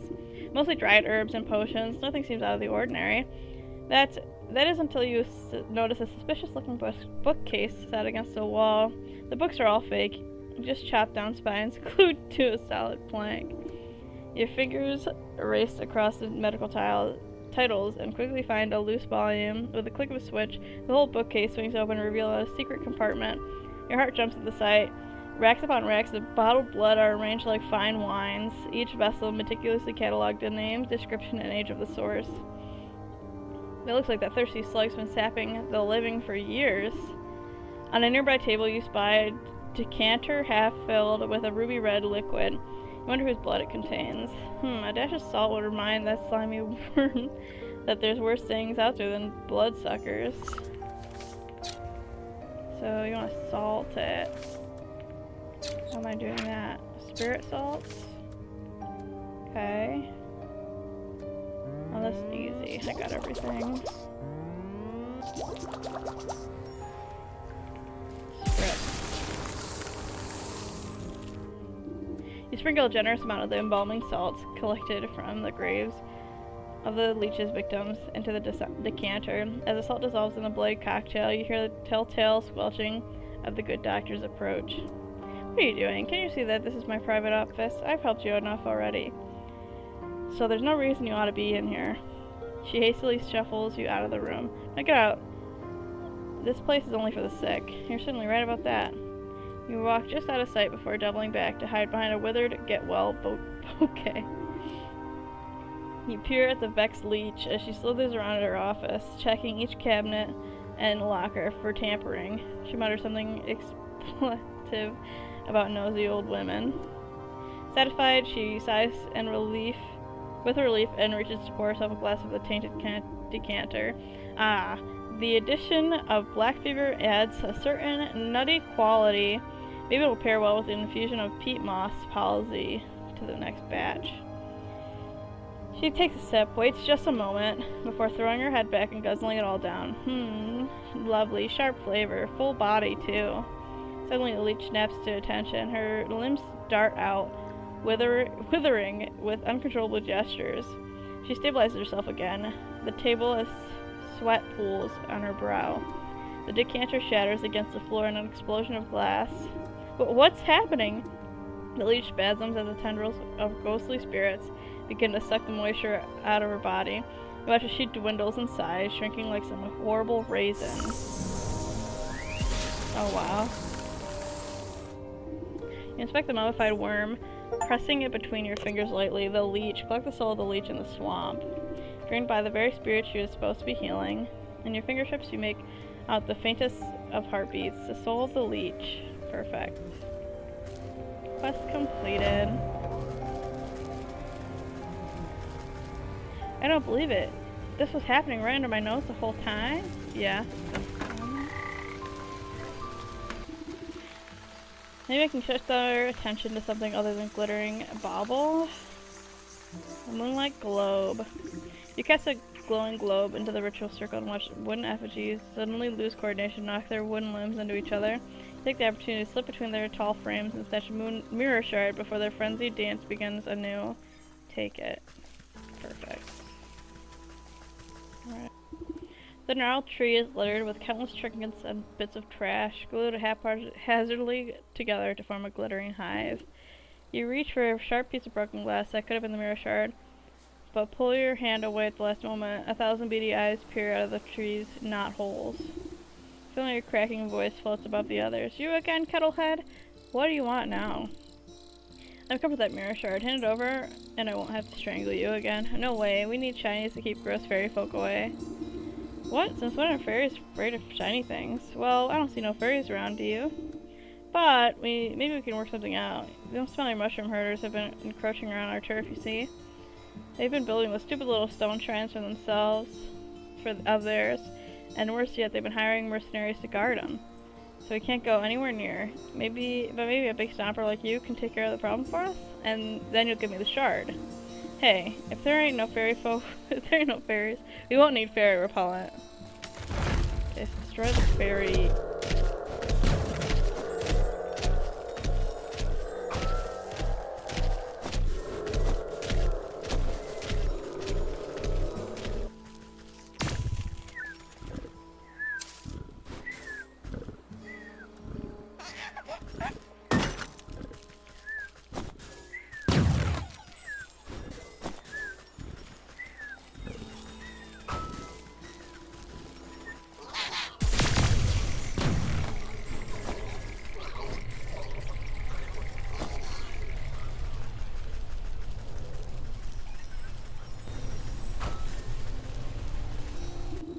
Kicked over those little rock piles like you asked. Now, give me the shard or I'll knock over this nest, too.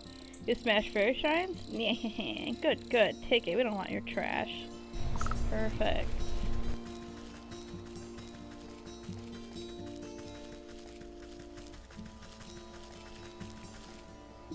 Have you found any of the mirror shards? I wonder where they could be. She holds out the cracked frame of her silver mirror shards.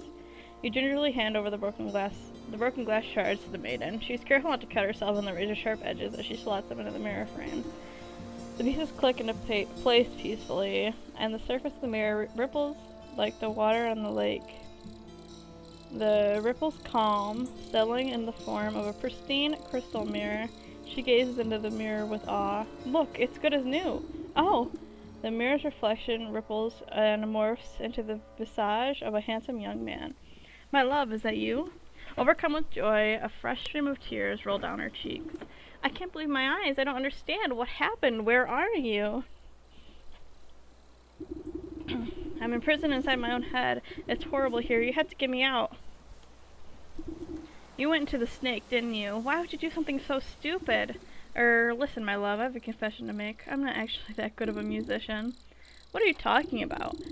You were so beautiful upon your balcony, a bum like me could never get your attention, so I asked the snake to help me out a little bit. I thought I could protect myself from the snake's hypnotic gaze with this magic mirror, but then you went and broke the darn thing. I didn't break it. It slipped out of my hand. Wait, don't put this on me. How could you be so irresponsible? One problem at a time, children. We fixed the mirror, so it should be able to break the snake's spell now. Yes. Oh, you have no idea how unbearable it is being stuck on here. There's nothing but awful poetry and song lyrics that don't even rhyme. Please, Granny, take this mirror. I can hardly stand to look at this buffoon any longer. Babe, wait! She presses the mirror into your hands. Take it.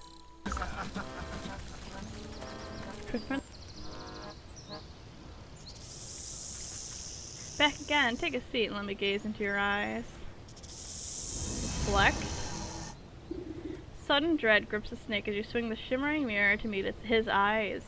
The mind-altering patterns of his gaze are reflected back to him. Slowly but steadily, the snake leans closer and closer to the surface of the mirror. His forked tongue flicks against the glass and then disappears beyond it. It's so beautiful. Like a length of rope being pulled towards an eyelet, the snake rushes forward and vanishes into its own reflection. That's crazy. That's so cool. The mirror jolts and buckles out of your hand, clattering to the ground. You stoop down, careful not to look too deeply. Hidden in the reflection of the mirror's surface, you can faintly make out a tiny, wriggling shape trapped just beyond the veil of this world. So we got the snake achievement. The soul of the snake. Perfect.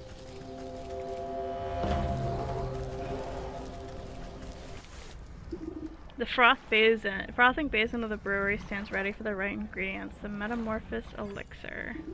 You ladle out a good portion of the writhing, tar-like substance in the brewery. To be safe, you add a little bit more, just for texture. The frothing basin, so I need honey. Acquire at the apiary in the fields. Oh, there's an apiary? I didn't even realize. To the apiary. Oh, hello, the beekeeper. Heidi ho, I'm afraid we're closed for the season. Closed, but I need some of your honey right away. Sorry, our supply was cleaned out just a little while ago. Find the little man with a cart. You just missed him. Yes, I've met him. He's the quartermaster for the bear. But he had a bit of an accident on the road. I need to collect some more honey for the lakeshore camp. The bear? That explains why the quartermaster purchased so dang much. I heard that the lumbering bully would steal the nectar from a larva if it suited him. My poor bees have already worked themselves half to death for that order, and they don't have any honey left. Wish I could do something to help you, but the only honey left in the entire apiary is Her Majesty's personal reserve. Her Majesty. Why, my sweet spring flower, the jewel of my crown, the golden sun of my... Yes, get on with it. My beloved queen, she is as lovely and as she is wise, and resides over her flowered kingdom. Oh my gosh, she's so pretty. Okay. A shrill voice pierces the meadow and sends chills down your spine. Slave, where is my dinner? I order you to bring me the finest sunflowers. Right away, my love. And make it pretty this time. I don't want another one of your dandelion bouquets with, like, some common wasp. Yes, my sweet. I think I had better have an audience with the queen myself.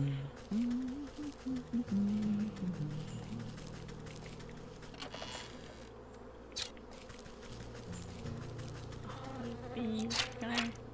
Generally well-mannered, but they can be quite hostile when irritated. Okay, so... The regal insect looks down her curled nose at you scornfully. That fool beekeeper is supposed to stop the rabble from trampling my delicate garden. Good help is so hard to find, isn't it? And I suppose you've come to lend a hand. No, I don't think so. What do you want, my little beetle? You seem like a very busy woman, so I won't waste your time. I need honey, your best honey. She tilts her long neck back and lets out a buzzing laugh. Ha! You think I would give my carefully cultivated riches to just any commoner? Do you have any idea how much time and energy I spent managing this colony? Everyone always wants something, but no one ever wants to work for it. In a rustle of petals, beekeeper comes running over, holding out an assortment of beautiful prairie flowers. My darling sweetheart, I offer you the finest meadow flowers. I hope you find these to your liking. Is this marigold, you wax-brained fool? You know I despise this stuff. How many times must I repeat myself? Get out of my sight, all of you. My love, I've wronged you. Let me try again. You follow the beekeeper a short distance away while he busies himself picking more flowers. She seems to be in a foul mood. Does she always treat you like this? Well, yes. But it's really usually my own fault. Sometimes when she gets really gets her venom up, a little bit of smoke and soothing herbs calms her right down. Smoke, you say? I'm sure I could come up with something to even out her mood. Intense royal recipe. Royal incense. Okay, so I need the spice. I need a smoke pellet. And then I need a soporific potion, which I need a jar of water.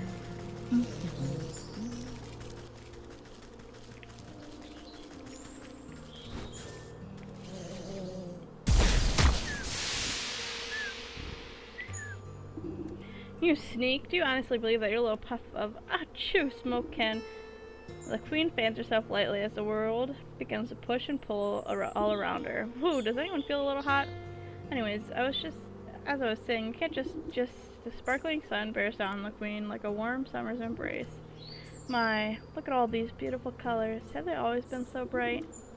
The queen bee stretches her arms across the sea of flowers, brushing the tips of their petals gleefully. She arches her limbs through the myriad of colors swirling about in her head. It's gorgeous! Oh, and what's that delicious smell? Crackling the waxen wall of her hive, the queen pulls out golden honeycomb. She proceeds to messily stuff the honey into her face. Delectable! Oh, it's so good. You simply have to try some, my dear. She offers a sticky handful to you. Why, thank you, my queen. Take it. Perfect. You look so silly.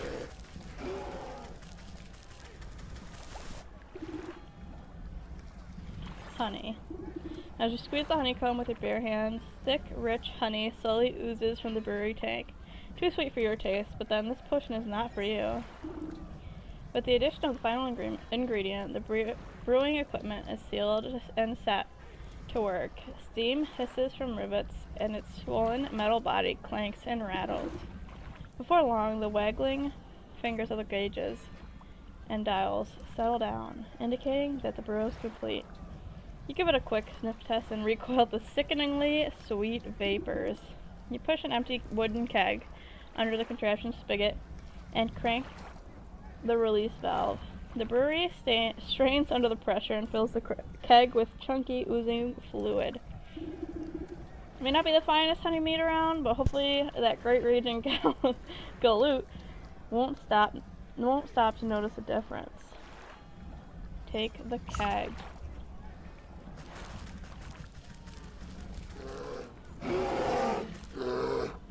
Where was I? Oh, right. I pulled my sword out of his chest and... Ah, Captain, I brought you more honey mead. The bear swipes up the tankard with his massive paw and tosses the contents into a slavering maw without hesitation. He licks and his chops, savoring the peculiar flavor. With a sudden jerk, he bears down on you with suspicion. Say, this tastes kind of funny. What did you do, soldier? It's a new recipe. I thought you might enjoy something with a little more sting to it. Rah, you know I hate new things. I'll teach you to mess with my favorite brew, you hayseed. The bear is upon you with frightening speed. He raises a huge mace in his paw skyward, and you brace for the impact. With an equal measure of speed, the sergeant leaps between the crashing mace and your head. You peer through your fingers with a great clang resounds through the camp. The bear roars furiously as his blow is magically repelled from the sergeant's talisman. The mace goes spinning out of his paw and falls into the lake with a great splash. He gapes, dumbfounded, as the sergeant stands before him completely unharmed. Ha! That'll teach you to pick on us, you big oaf. This has been a long time coming. The sergeant wags his finger at the bear. Who do you think you are, huh? You think you're so big and tough with your fancy feather hat and your big honking club? Well, look at you now. The camp soldiers gathered to witness in stunned awe. Miraculously, the bear seemed to have shrunk in the face of the sergeant's onslaught. If it were up to me, you'd be dishonorably discharged for disorderly conduct. You're a disgrace to the uniform. You're no captain of mine. With fear welling up in his eyes, the bear shrinks and shrinks until he is reduced to the size of a small cat. And another thing, what's happening? In place of the bear's drunken grimace is a stitched smile of a doll grin. Two button eyes stare back at the disapproving faces surrounding the little plush toy. The sergeant takes a step back to reveal the small shape of the stuffed teddy bear, where the brute once stood. Your transformative potion has finally done its work. Gee, I guess I overdid it. He scratches his head in befuddlement, but seems genuinely relieved. Hey, Sarge, I guess that means you're in charge now, right? Oh, yeah, I guess it does. Well, what are y'all standing around for? This camp's a mess. Let's get to work. Collect the soul of the bear. Pick up the diminutive doll and brush some of sand out of its fur. As you inspect it further, the head lolls to your face. Right far within the glassy surface of the button eye, you can barely make out a tiny crimson flame, the trapped soul of the bear. This ought to be what that old goat is after. I hope he's happy. Awesome. I got one more I gotta complete, which is the ox. The vegetal farmer in the fields. My baby just Wunderburr? Oh, right here. Okay, cabbage. You look down at the fattest little cabbage you've ever seen. But if you get your hands on that watering can, it could stand to be a little fatter. The growth potion. You pop open the cork of the potion and sprinkle the bright liquid onto the cabbage's roots. The turkey. Crushed into a fine powder, the gizzard stone lends potent nutrients to the soil. And then 2 jars of water. You spritz the cabbage with fresh, clear water while uttering a simple horticulture charm. The water bends like dewdrops before the leaves drink them up and brighten in color. The budding plant changes to a bright purple, then yellow, then blue. It suddenly goes rigid and shrinks to the size of a marble. Oh no! The farmer gasps in horror as his precious baby disappears back into the earth. He turns to you, shoulders stiff and pitchfork in hand. He takes one step in your direction, but stops abruptly. When a tremor shakes the ground, you look to your feet and watch deep cracks split the earth. Hold on to your hat, this one's gonna be big. You hear a booming giggle echo from deep in the ground. The vegetal farmer falls to his knees, clutching his hat to his chest. Oh my gosh, what? An explosion of leafy greens and flying earth. The bouncing head of an enormous cabbage erupts into the field. The farmer reaches out to it shakily. My little baby. Papa? What the The farmer scrambles towards the big bumbling cabbage with open arms. My beautiful baby! Look at how big you've grown! See, with a little love and help from your friends, you're sure to win first prize after all. Oh, I don't even care about that silly thing anymore. Just look at how handsome my baby is. The two embrace, laughing and crying. I guess you won't be needing that watering can anymore. Please, help yourself. You've helped me more than enough. Well, that's awesome.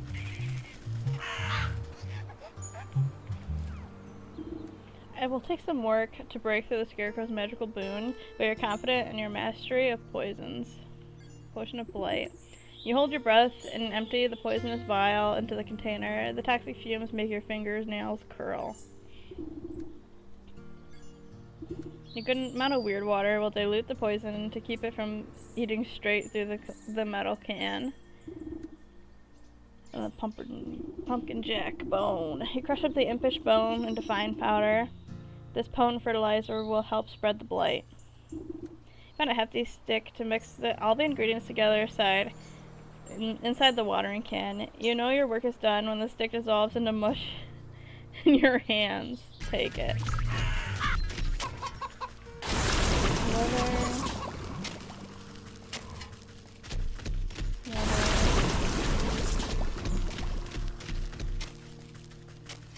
And then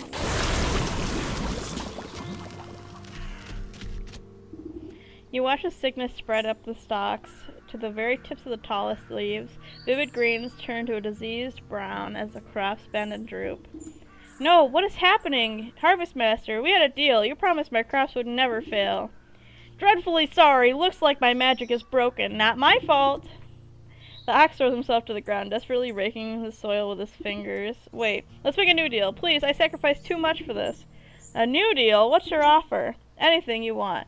Just bring my precious crops back to me. Anything, This is acceptable. Worm-like roots suddenly wrap around the ox's feet and begins dragging him into the soil. Wait, I didn't mean... Oh no! The dust settles over the spot where the ox once stood, as if nothing had happened. Though the soil looks barren and diseased, a small sprout of leafy greens catches your eye. Where the ox once stood, a green tendril has pushed its way through the earth. The ox. You watch a delicate blossom unfurl, revealing a stubborn, hard-shelled seed, the soul of the ox. Alright, we got all 4 souls. The soul of the bear, leech, snake, and ox joysel in your satchel with fearful energies. Then that's that then. I better get back home to the goat before he ransacks the rest of the place. And I do have this return home seed thing. Oh. Staring at the front gate, the ox's missing wife and the son blink in confusion as if they just burst forth from the earth. Mom, what happened? Welcome back. I suppose you don't remember much. He really did it, didn't he? That stupid festival of prize was worth more to him than us. Where is he? Where is my husband? Don't fret. I've already set things straight. He won't be troubling you again. And you've got a nice fertile farm all to yourself now. My son and I worked ourselves to the bone for that horrible man. Thank you for lifting this curse. Just do me a favor, and don't make any deals with... Just do me a favor, and don't make any deals with the suspicious scarecrows. Aww. The goat rears its head at the sight of you. Its hooves pound the ground excitedly. Most excellent. I can sense a presence of spirits about you. You must have captured those souls I asked for? No small task, I can tell you that. Just what do you plan on doing with them? Oh, this and that. Nothing you must concern yourself with. What's important is that you're one step closer to fulfilling your contract with me. Just go ahead and place them in the shrine there. I'll take care of the rest. The goat shakes its head towards a carved relief at the back of the room, grinning in a horrible way that no goat should. You approach the shrine and open your satchel, the stuffed bear. As you bring the stuffed bear close to the carved stone relief in the wall, it spontaneously bursts into flames in your hand, burning away until only a harsh red stone remains. The stone zips out of your grasp and straight into the socket on the wall, buzzing like some angry insect. You are buffeted by flashes of the bear's wrath, drunken roaring, cowering bodies, splintering wood, the smell of honey. The shrine awaits another offering, the dried worm. As with the first, the mummified husk of the leech turns to ash as you bring it close to the wall, leaving only a glowing orb in its place. Images of the leech slither into your mind. The prick of a needle, the drip, drip, drip, drip of draining fluids, soothing words, and restless sleep. The shrine awaits another offering, the cracked mirror. Prismatic colors flash through your head at the thought of the snake. Secrets lapped by the forked tongue whispers beneath the sound of festivities. The shrine awaits another offering, the hardened seed. The ox brings with him the overbearing heat of the midday sun, the salty tang of the sweat in the soil, suffering, sacrifice, and solitude. Oh wow. You step away from the shrine and its smoldering stones. Your burdens suddenly feel much lighter. Beside you, the sleeping maiden stirs in her slumber, but does not wake. Now then, you've had a very long day. Why don't you get some rest? Tomorrow we shall pick up bright and early. Yes, I am quite tired.